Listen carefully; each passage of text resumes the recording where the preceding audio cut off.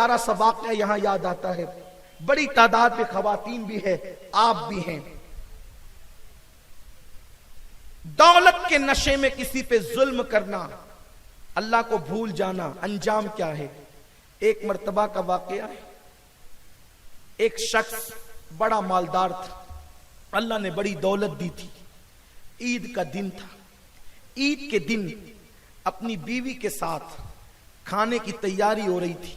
जाहिर सी बात है, रमजान शरीफ का पूरा महीना गुजरे तो ईद के दिन की दोपहर का दस्तरखान बड़ा कीमती होता है हम सब के लिए, क्योंकि हम ईद के बाद पहली मर्तबा दोपहर का खाना जोहराना गोया के पे मौजूद होते हैं। और फिर ईद का दिन होता है, बच्चे बीवी वालिदैन सभी होते हैं, वो बड़ा कीमती होता है।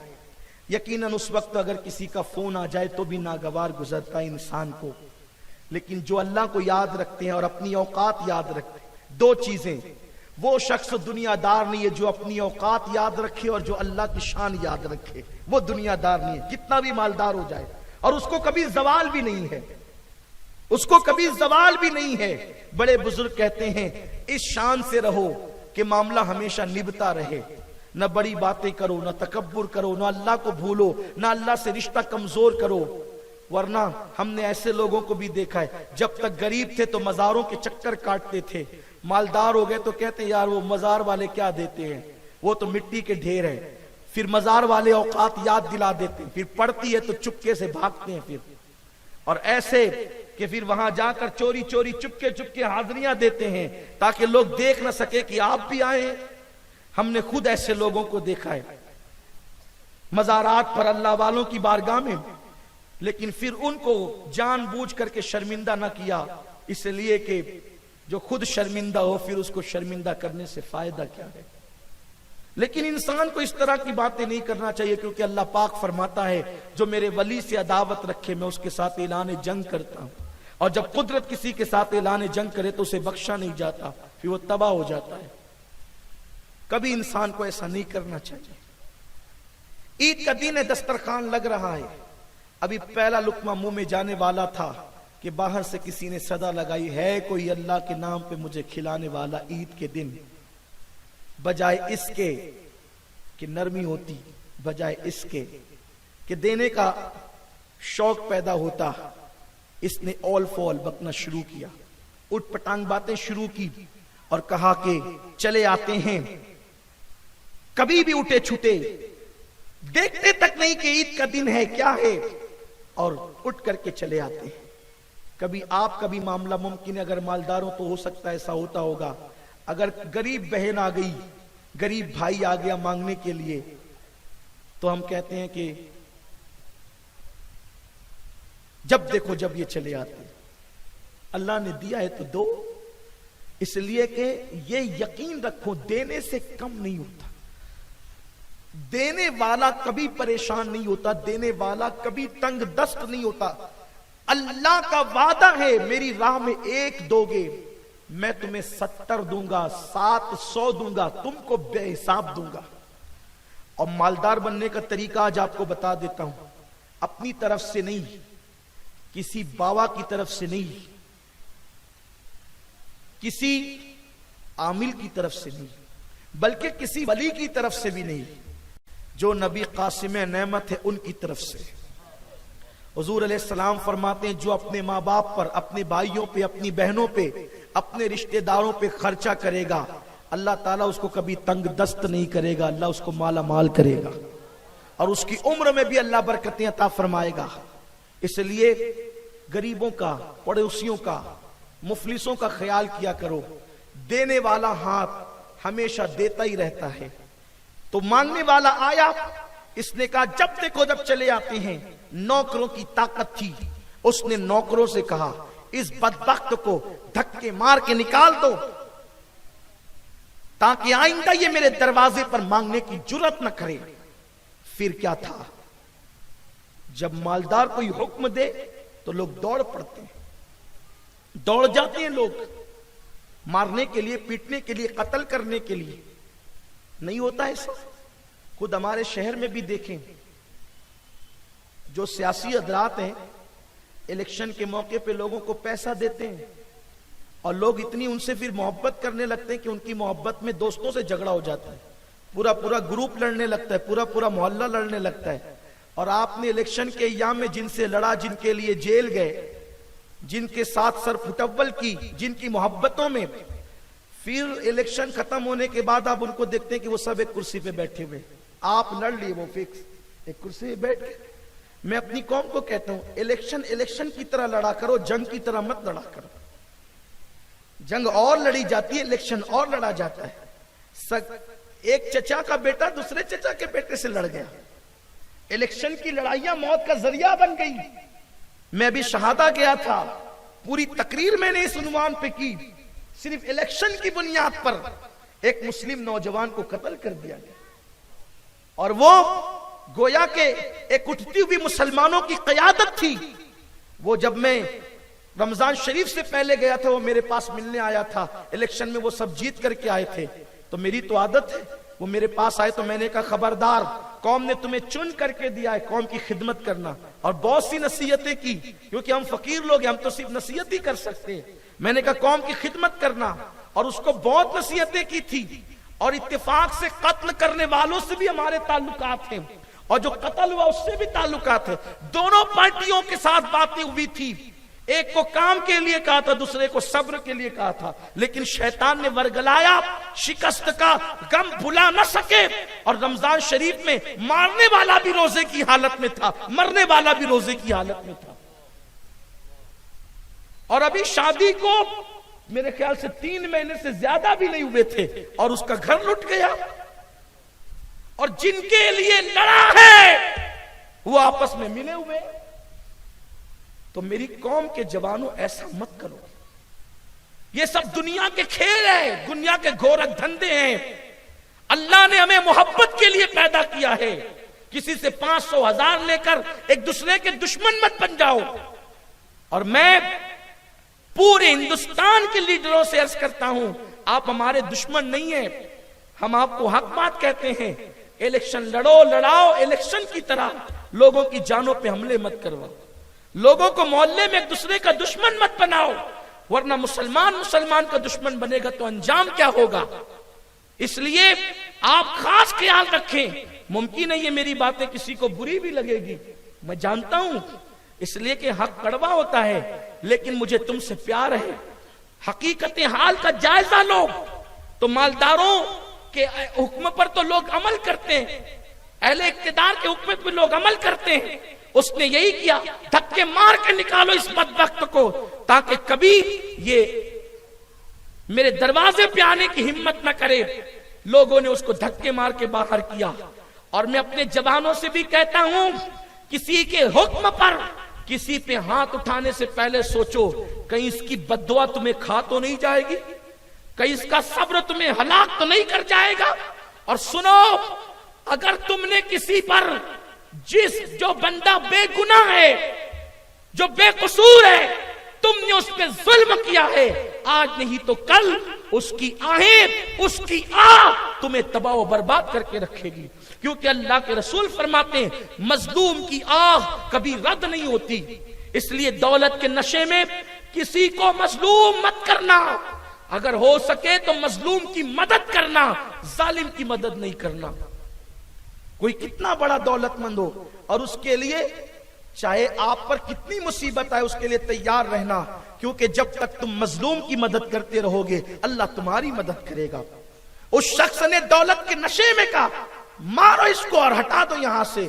उसको लोगों ने मार के हटाया, वो गिर गया, कमजोर था, गरीब था, गिर गया। उसका मकान कीमती देखता रहा और आसमान की तरफ नजर करता रहा, और उसका एक जुमला उसकी जबान से निकला। जुमला ये था, अल्लाह मैं इंसाफ किसी और से नहीं चाहता, इंसाफ तो मैं तुझसे चाहता हूं, और मेरा अल्लाह इंसाफ वाला, अदल वाला है। अभी वो आंखें भर करके दरवाजे से गया ही था।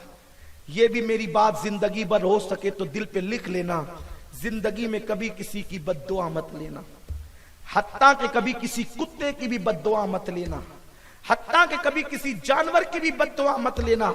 आप कहेंगे क्या कुत्ते और जानवर भी बद्दुआ देते हैं? उन पे जुल्म करते हो तो उनकी आहें भी बुलंद होती।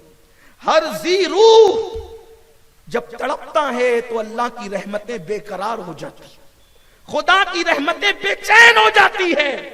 और अल्लाह तबारक व तआला अपनी मखलूक से प्यार करता है। अल खल्क़ अयालुल्लाह, मखलूक अल्लाह का कुंबा है। और दूसरे मकाम पे फरमाया इरहमु मन फिल अर्द व यरहमुकुम मन फिस समा, तुम जमीन वालों पे रहम करोगे, आसमानों का खालिक तुम पे रहम करेगा। वो ये कह करके निकला, उसके बाद से उसकी उल्टी गिनती शुरू हो गई, कारोबार ठप पड़ने लगा। ये पहला जीना है, दिल बेचैन रहने लगा। जब कारोबार ठप पड़ने लगे तो फौरन कान पकड़ लिया करो, सच्चे दिल से इस्तिग़फ़ार किया करो, ढूंढा करो किसी का दिल तो नहीं दुखाया, किसी को अजियत तो नहीं पहुंचाई, किसी को तकलीफ तो नहीं पहुंचाई। ये जीएसटी वगैरह के फितने जो आते हैं ना, वो अपने करतूत की वजह से आते हैं। अपने अमाल जैसे वैसे फितने आते हैं, वरना किसी की औकात क्या है। लोग कहते हैं मुसलमानों को टारगेट किया जा रहा है, मुसलमान भी तो मुसलमान बने, मुसलमान भी तो कुछ टारगेट करें नेकियों का, कुछ आजिजी लाए, इनके सारी लाए, इनके तो कदम ही जमीन पे नहीं टिकते हैं।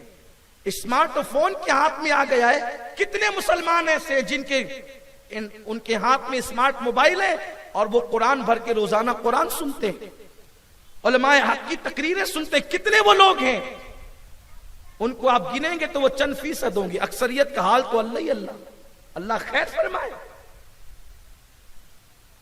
ये सूरत हाल है। फिर अय्याशियां करेंगे तो अंजाम क्या होगा। फिरौन का कसूर क्या था, उसने खुदा की नाफरमानी की, अल्लाह ने उसको हलाक कर दिया। और कुदरत के हलाक करने के अंदाज जुदा जुदा है। कोई जरूरी नहीं है कि हर एक पर पत्थर ही बरसेंगे, कोई जरूरी नहीं है कि हर एक पर पानी ही आएगा, कोई जरूरी नहीं है कि हर एक को आंधी से ही तबाह किया जाएगा। यह भी कुदरत की शान है, किसी को आंधी से हलाक किया जाता है और किसी को जीएसटी जैसे फितरों से हलाक किया जाता है, किसी को कारोबार की तबाही से हलाक किया जाता है। लेकिन कुल मिला के नतीजा वमा असाबकुम मिन मुसीबतिन फबिमा कसबत अयदीकुम, जो कुछ है तुम्हारे अमाल का नतीजा है। वरना अगर अल्लाह से ताल्लुक जुड़ा हुआ हो, दुनिया की मोहब्बत दिल में ना हो, खुदा रसूल की मोहब्बत हो, तो सारी दुनिया हैरान होती है। और अल्लाह के दामन रहमत में पनाह लेने वाला हमेशा ऐश करता है। इसलिए कि खुदा जिस पे रहमत की चादर डाल दे उसे कोई तबाह नहीं कर सकता।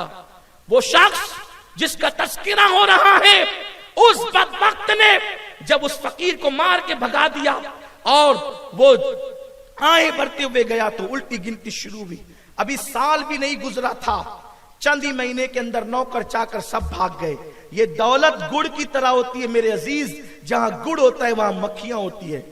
चापलूसी करने वालों को समझते हो आपके मुरीद हो गए? नहीं, जब तक के दौलत है आपके इर्द गिर्द परवानों की तरह मंडला रहे हैं। लेकिन जब दौलत गई तो आपको पूछेंगे भी नहीं। कुछ लोगों का अंदाज होता है, वो दोस्तों को हमेशा बदलते रहते हैं, अभी इधर माले तो इधर, उधर माले तो उधर, उधर माले तो उधर। लेकिन वो लोग जो अल्लाह के लिए दोस्तियां करते हैं, दौलत हो या ना हो, माल हो या ना हो, बस वो अल्लाह के लिए दोस्तियां करते हैं। जिंदगी में दोस्ती होती है, मरने के बाद भी कब्रों पर आकर इसाले सवाब करते हैं। ये हाल है अल्लाह के लिए दोस्ती करने वालों का। और जो दुनिया के लिए करते हैं, जब तक दुनिया है उस वक्त तक दोस्ती है, वरना नहीं। नौकर चाकर सब खत्म हो गए। एक वक्त आया घर भी बिक गया।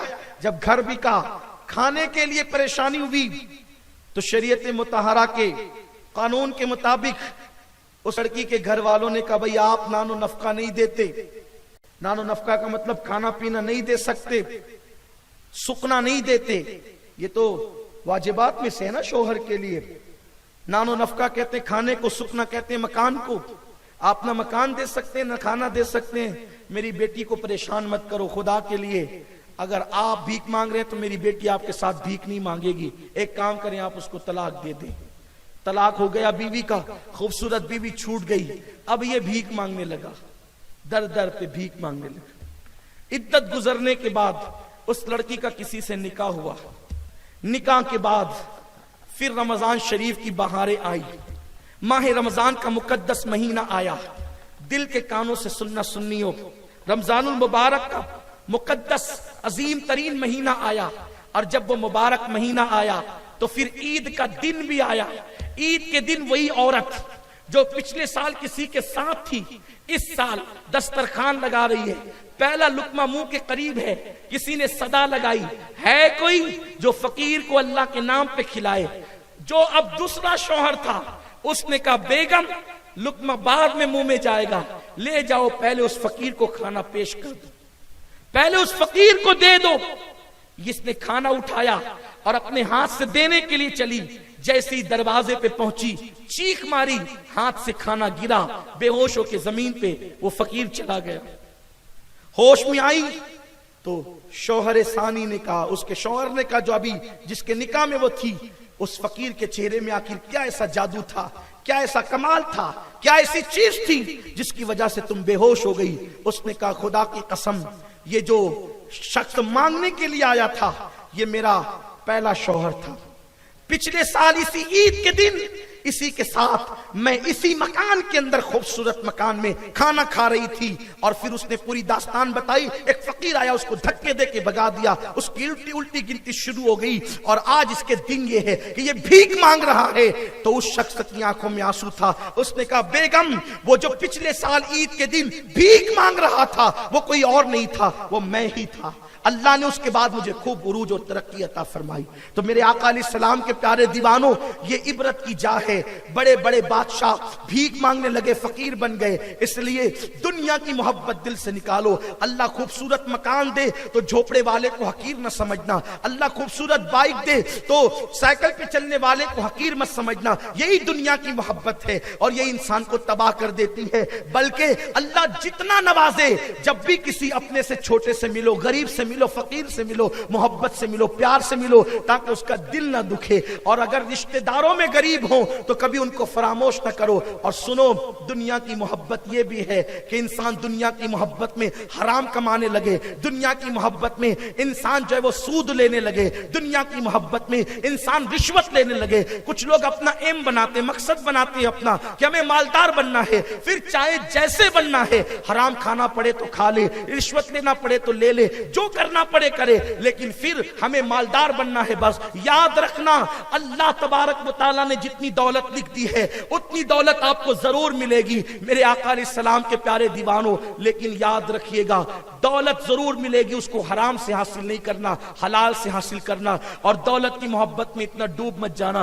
बार बार पैसे ही गिन रहे हैं, तस्बीह पढ़ने की फुर्सत नहीं, पैसे ही गिन रहे हैं। अल्लाह रब्बुल इज्जत फरमाता है अल्लज़ी जमा मालन व अद्ददा, क्या ये जो तू माल बार बार गिनता है, इसको जोड़ के रखता है, क्या ये तुझे अल्लाह रब्बुल इज्जत की अता करदा मौत से बचा लेगा? नहीं नहीं, अल्लाह रब्बुल इज्जत की मौत से ये चीज तुझे नहीं बचाएगी। इसलिए अल्लाह से दिल लगा, उसके रसूल से दिल लगा, हलाल की तरफ आ। और एक आखिरी बात अर्ज करके बात खत्म करता हूं, दौलत हो, माल हो, कुछ भी हो, नियत अच्छी हो ना तो फिर वो दीन ही है।